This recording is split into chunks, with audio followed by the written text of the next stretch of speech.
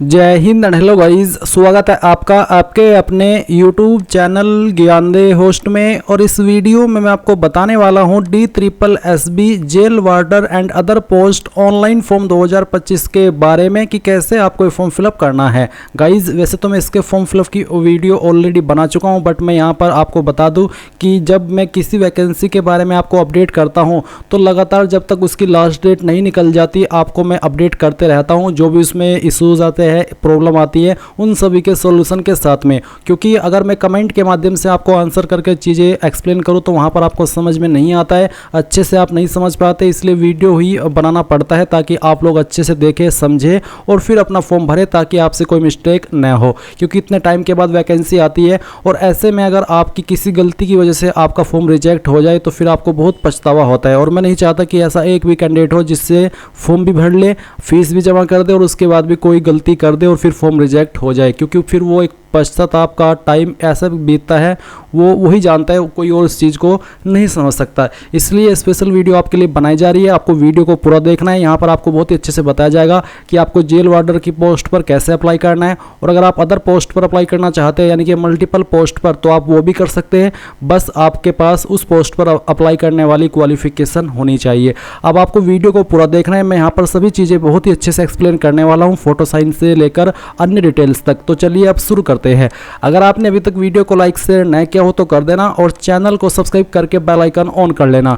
इसके बाद जो लिंक वीडियो के डिस्क्रिप्शन में दिया है आप ओपन करेंगे, आपको जानने को मिलेगा कि इसमें 2119 पोस्ट निकाली हुई है। फॉर्म आप लोग 7 अगस्त 2025 तक भर पाएंगे। फीस इसमें जनरल OBC EWS के लिए 100 है, SC ST PH कैंडिडेट के लिए कोई फीस नहीं है। फिर आप यहाँ पर ये देख सकते हैं कि कौन सी पोस्ट किस कैटेगरी में कितनी निकाली है। इसमें PGT की वैकेंसी है, वार्डर की वैकेंसी है, वार्डर पर सिर्फ मेल कैंडिडेट अप्लाई कर पाएंगे और इस पर सबसे ज़्यादा पोस्ट है 1676। फिर वार्डर की पोस्ट पर अप्लाई करने के लिए 12वीं पास की योग्यता मांगी है। बाकी अन्य पोस्ट पर क्या क्वालिफिकेशन चाहिए वो भी आप यहाँ पर शॉर्ट फॉर्म में देख सकते हैं। साथ ही साथ आप डिटेल्ड नोटिफिकेशन ओपन करके वो भी अच्छे से चेक कर सकते हैं। अब आप यहाँ पर नीचे की तरफ आएंगे तो आपको गाइज एक वीडियो देखने को मिलेगी फोटो साइन को लेकर के।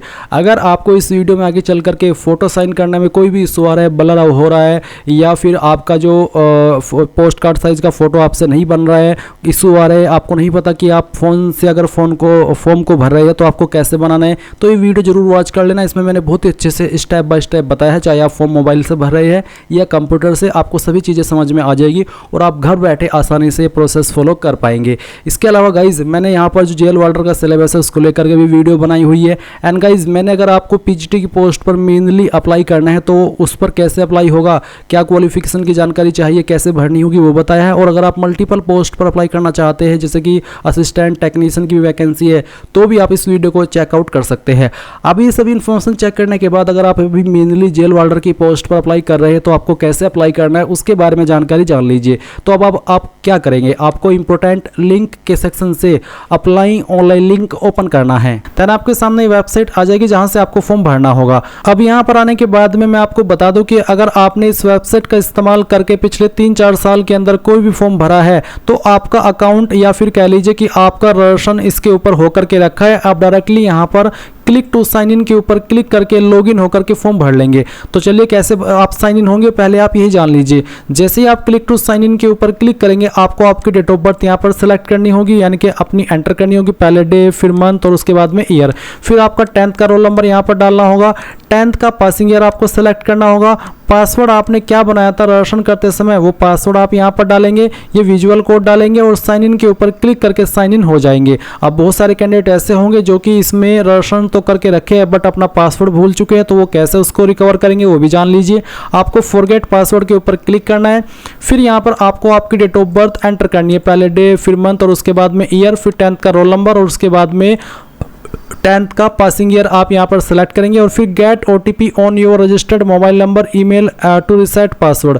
जैसे ही आप इसके ऊपर क्लिक करेंगे आपके रजिस्टर्ड नंबर और ईमेल के ऊपर OTP जाएगा। जैसे ही वो आप OTP फिल कर देंगे तो आपको यहाँ पर आपका जो पासवर्ड रिसेट करने का विकल्प है वो देखने को मिल जाएगा। आप यहाँ पर अपनी मर्जी से एक न्यू पासवर्ड बना लेंगे। जैसे आपका न्यू पासवर्ड बन जाएगा तो फिर आप again click to sign in के ऊपर क्लिक करके आपका DOB, आपका 10th का रोल नंबर, आपका 10th का पासिंग ईयर और जो पासवर्ड अभी भी आपने बनाया है अपनी मर्जी से रीसेट किया है वो यहाँ पर डालेंगे, विजुअल कोड डाल करके साइन इन कर लेंगे।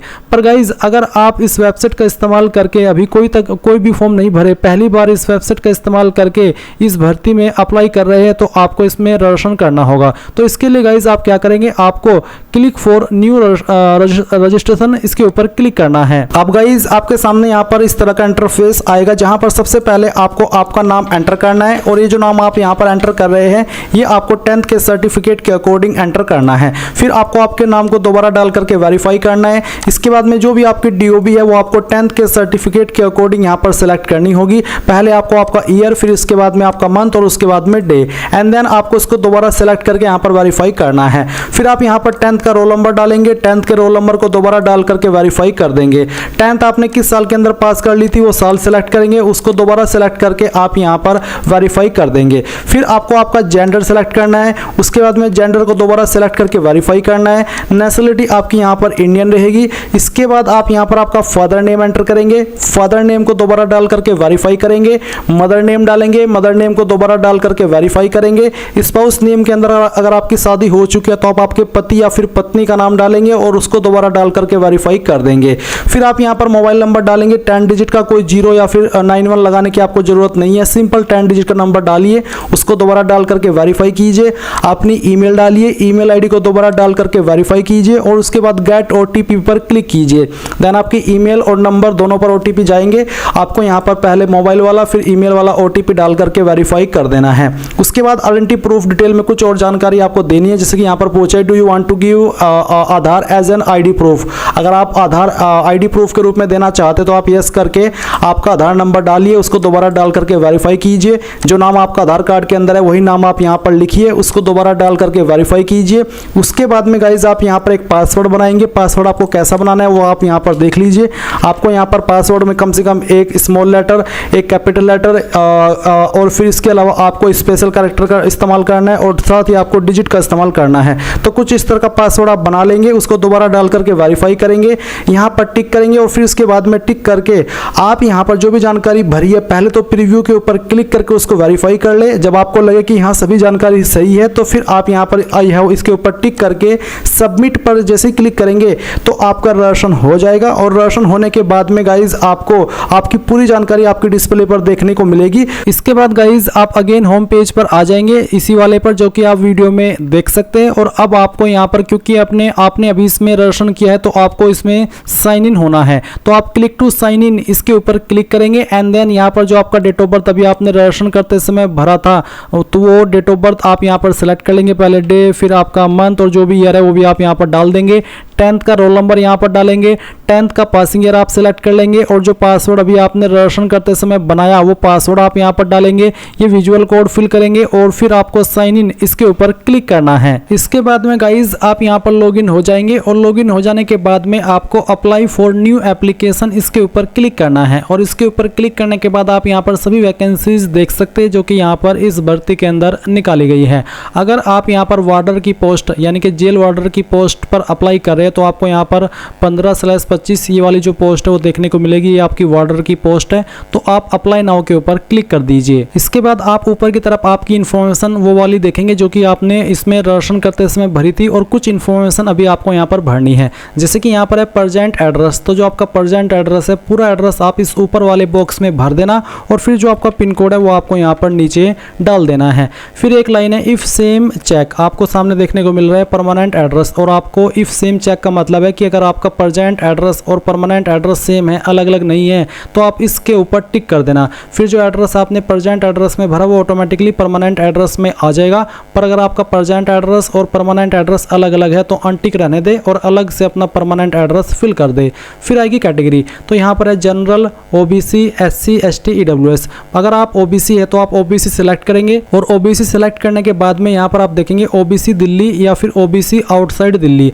अगर आप ओबीसी दिल्ली है तो आपको जो रिजर्वेशन के फ़ायदे वो मिलेंगे, पर अगर आप ओबीसी आउटसाइड दिल्ली है तो आपको रिजर्वेशन के फ़ायदे नहीं मिलेंगे। इसके अलावा गाइज अगर आपकी कैटेगरी ओबीसी के अलावा एसटी या फिर एससी है तो आप यहाँ पर वो सिलेक्ट करेंगे तो आपको देखने को मिलेगा सर्टिफिकेट नंबर। आपको यहाँ पर आपका कास्ट सर्टिफिकेट नंबर डालना है और इश्यूइंग डेट ऑन और बिफोर कट ऑफ डेट, यानी कि आपका जो सर्टिफिकेट है वो कब जारी हुआ है। ये सर्टिफिकेट आपका ज़्यादा पुराना नहीं होना चाहिए, 5-6 महीने पहले ही बना होना चाहिए, नहीं तो वो आगे चल करके आपको प्रॉब्लम देगा। तो आप यहाँ पर डेट सेलेक्ट कर लीजिए।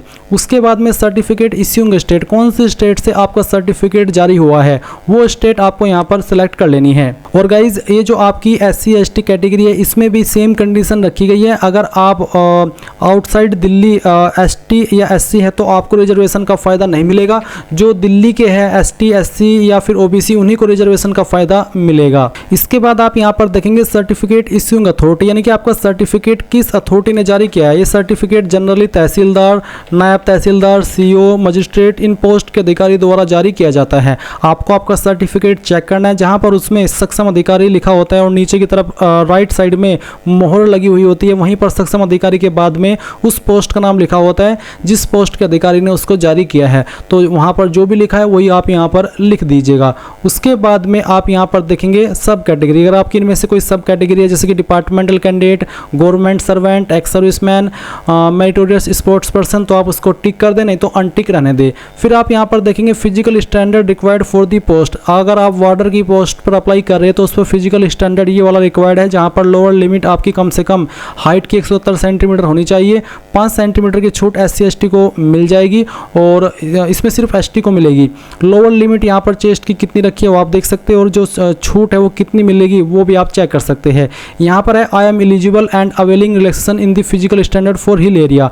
अगर आप यहाँ पर एलिजिबल है और आप हिल एरिया के तहत आते हैं और आप इसमें जो छूट है उसका लाभ लेना चाहते हैं तो आप यहाँ पर यस करेंगे, नहीं तो आप नो कर देंगे। फिर आप यहाँ पर देखेंगे physical standard acceptance, I certified that I fulfill all physical standard as per advertisement. तो आप इसके ऊपर टिक कर दीजिए कि हाँ मैं एक्सेप्ट करता हूँ और मैं एलिजिबल हूँ फिजिकल स्टैंडर्ड के अकॉर्डिंग। फिर यहाँ पर देखेंगे डिब्रेड बाय बोर्ड और एनी अदर एजेंसी, कि आप किसी बोर्ड के द्वारा या किसी एजेंसी के द्वारा ब्लैक लिस्ट किए गए हो, डिब्रेड किए गए हो, निकाले गए हो। अगर हाँ तो यस, नहीं तो आप नो करेंगे। फिर आप डिक्लेरेशन के ऊपर टिक करेंगे और सेव एंड नेक्स्ट कर देंगे। अब आपके सामने यहाँ पर अपलोड फोटोग्राफ एंड सिग्नेचर का सेक्शन आ चुका है। तो आप यहाँ पर आपका फोटो और जो साइन है वो अपलोड करेंगे। आपको यहाँ पर गाइज जो फोटो अपलोड करना है उसका फॉर्मेट जेपीईजी का रखना है, साइज 50 से 300 KB के बीच में रहना चाहिए और ये जो आपका फोटो है उसका जो पिक्सल है वो कितना होना चाहिए वो भी आप यहाँ पर देख सकते हैं, 480 × 672 पिक्सल, और ये कलर्ड फोटो हो और इसको पोस्ट कार्ड साइज फोटो बोलते हैं। फिर आप यहाँ पर आपका सिग्नेचर करेंगे। आपको बोला है please sign on white paper with dark pen and scan it in JPG format, यानी कि आपको व्हाइट पेपर के ऊपर डार्क पेन से साइन करना है और जेपीजी फॉर्मेट में उसको अपलोड करना है। उसकी विड्थ और जो उसकी हाइट है वो कितनी होनी चाहिए, मैक्सिमम साइज कितना अलाउड है वो आप यहाँ पर देख सकते हैं। तो ये सभी चीज़ें आपको यहाँ पर ध्यान में रखते हुए अपने फोटो साइन को बनाना है। मैं आपको यहाँ पर सजेस्ट करना चाहूँगा कि मैंने एक वीडियो बनाई थी जब प्रीवियस टाइम ये वैकेंसी आई थी DSSB के द्वारा, तो उस वक्त मैंने ये वीडियो बनाई थी, आप देख सकते हैं। इसमें अगर आप फोटो साइन के अंदर कोई प्रॉब्लम फेस करते हैं तो इस वीडियो को वॉच कर लेना। इसमें मैंने बहुत ही अच्छे से बताया कि कैसे आपको फोटो साइन बनाना है और कैसे अपलोड करना है, तो इस वीडियो को वॉच कर लेना अगर आपको फोटो साइन अपलोड करने में कोई भी इशू आ रहा हो। और फिर दिए गए इंस्ट्रक्शंस के अकॉर्डिंग आप यहाँ पर आपका फोटो अपलोड करेंगे। तो सबसे पहले आपको अपलोड फोटो जो आपका पोस्ट कार्ड साइज का होना चाहिए, तो आपने जो फोटो बनाया है दिए गए इंस्ट्रक्शंस के अकॉर्डिंग वो फोटो सिलेक्ट करेंगे। तो चलिए मैं यहाँ पर वो फोटो सिलेक्ट कर लेता हूँ। मैंने फाइल सेलेक्ट की, अब मैं इसको ओपन करता हूँ। ओपन करने के बाद में फाइल नेम आएगा, आप अपलोड के ऊपर क्लिक करेंगे और आपका फोटो इस तरह से यहाँ पर आ जाएगा।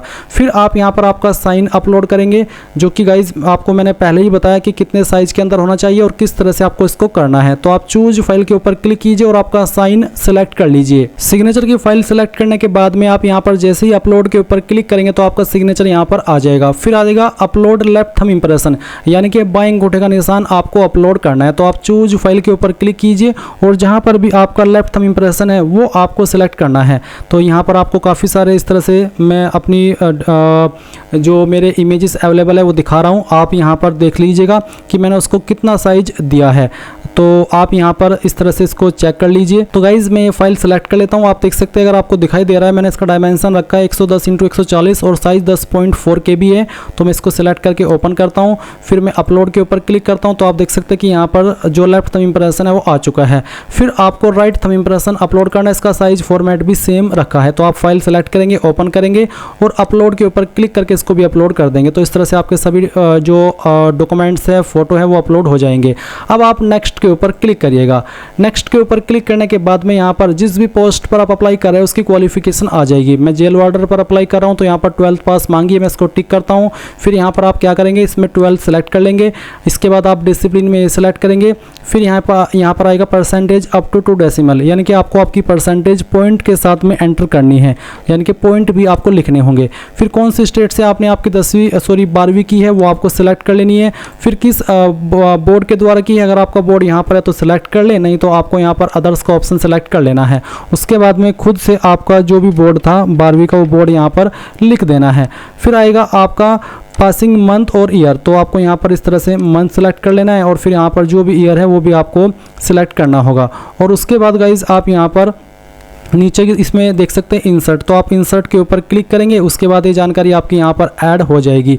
अब गाइज यहाँ पर अगर आप कोई अन्य क्वालिफिकेशन देना चाहते तो आप ऐड के ऊपर क्लिक करेंगे और इसमें देख सकते हैं यहाँ पर अगेन 12th ही आया है। तो यानी कि आपको 10th की इन्फॉर्मेशन भी देने की आवश्यकता नहीं है।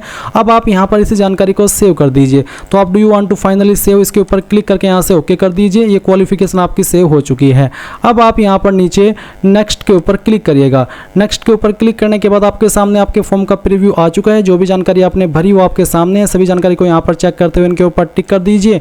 डिक्लेरेशन के ऊपर टिक कीजिए और सबमिट फाइनल एप्लीकेशन के ऊपर क्लिक कीजिए। आप देख सकते हैं your application for the post of has been submitted. तो आपका फॉर्म सबमिट हो चुका है। और क्योंकि SC/ST के लिए कोई फीस नहीं है, इसलिए इनके सामने फीस का ऑप्शन नहीं आया है। अब अगर आप अपने फॉर्म का जो प्रिंट है वो लेना चाहते तो आप कैसे लेंगे, उसके लिए गाइज आप यहाँ पर स्टेटस के सेक्शन पर क्लिक करेंगे और सिलेक्ट अप्लाइड पोस्ट में आपको यहाँ पर जिस पोस्ट पर आपने अभी अप्लाई किया है, मैंने किया वार्डर पर, तो मैं इसको सेलेक्ट करता हूँ, सबमिट के ऊपर क्लिक करता हूँ। आप यहाँ पर इसका application number, date of submission देख सकते हैं।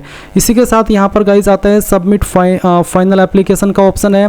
फिर आपका प्रिंट एप्लीकेशन का, तो आप प्रिंट एप्लीकेशन पर क्लिक करिए। उसके बाद में यहाँ पर आपकी जो पोस्ट अभी आपने अप्लाई किया वो सिलेक्ट कीजिए, प्रिंट एप्लीकेशन पर क्लिक कीजिए और आपके सामने आपका एक पॉपअप आएगा और उस पॉपअप में आपको यहाँ पर इस तरह से देखने को मिलेगा। आप प्रिंट दिस पेज के ऊपर क्लिक करके इसको PDF के रूप में सेव कर लीजिए और बाद में प्रिंट करा लीजिएगा। इस तरह से आप लोग guys DSSB jail warder online form 2025 भर पाएंगे। अगर आपको मल्टीपल पोस्ट पर अप्लाई करना है तो आप यहाँ पर इसमें मल्टीपल पोस्ट पर भी अप्लाई सेम वे में कर पाएंगे।